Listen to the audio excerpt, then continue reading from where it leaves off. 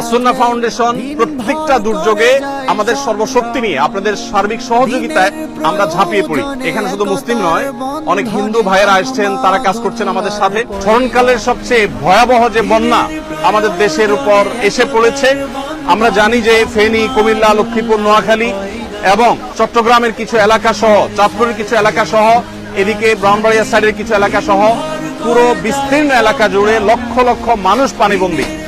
এবং পানির যে ভয়াবহতা সেটা আমাদের 22-এর যে বন্যাটা ছিল সিলেটের, তার চাইতে অনেক বেশি হয়ে গেছে।